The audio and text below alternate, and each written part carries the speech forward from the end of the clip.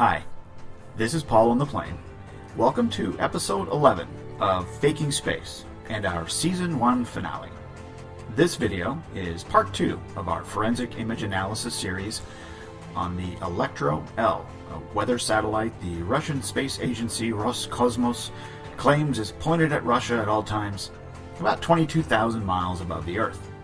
In part 1, we show that if you download files directly from the Electro L FTP server and analyze the source files, you'll see a weird dividing vertical line down the center of the Earth disk at exactly 20:30 each day. That's military time, so about 8:30 p.m. Russia time, which is obviously really weird. We also showed that each of the FTP folders for each day and each time, which is every 30 minutes, that the 10th JPEG file is just a white disk image, and it's the same size and dimensions as all the other JPEG files in every other folder, every day, all day. We also showed there was no noise and no ambient light from the images from the Electro L of the Earth, and that the compression signature in JPEG Snoop, even from the original source file from every 30 minutes, shows it's from a Sony CyberShot camera.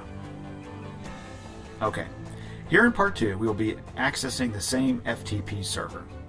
We're going to navigate through the links to the Electro L2, then 2017, and then the month of June, and go to June 20th. We're going to look at the time of 2030 and pull up the quote-unquote original JPEG, and what you'll see here is a very weird anomaly, this fluorescent green line. You can also hit the back button and go to 2000 hours, so 30 minutes before, and see an even larger green anomaly, a green line that looks like multiple lines here. And in the subsequent time folders, you'll sometimes see these weird green smudges all over the disk at various places. This appears to happen on other days as well, but always when the light is starting to go away or behind the disk as Roscosmos is presenting these images from the Electro L. And all of these anomalies, from the green line, green smudges, and the weird dividing line we showed in part 1, all happen with the night images only. If we put the photo in Photoscape, and we use the backlighting feature, we can see the weird dividing line again, which is very strange.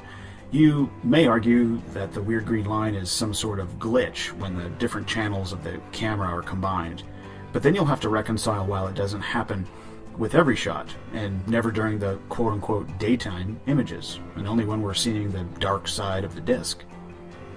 The other point I want to make here is that, as you've seen, every single time folder contains 10 files, and then the RGB is the combined one. The other images, JPEG 1, 2, JPEG 3, etc., all have some colors, and some are black and white, and some have clouds.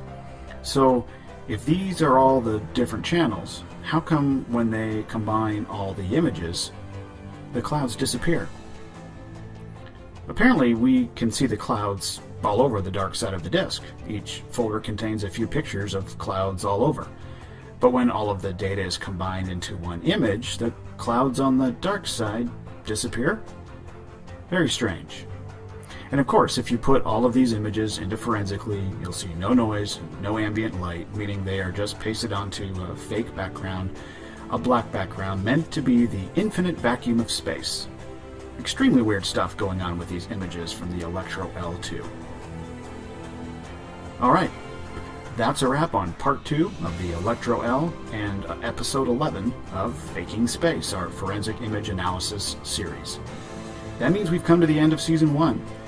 We hope you've enjoyed what you've seen so far, and we hope you are doing some of your own forensic analyses of photos that we are given by NASA and the other space agencies.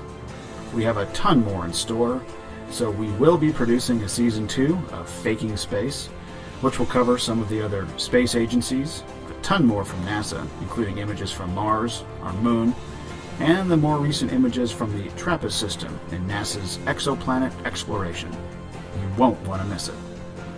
So with that, thank you for watching. On behalf of Archer Sage, this has been Paul on the Plane. We'll see you next season.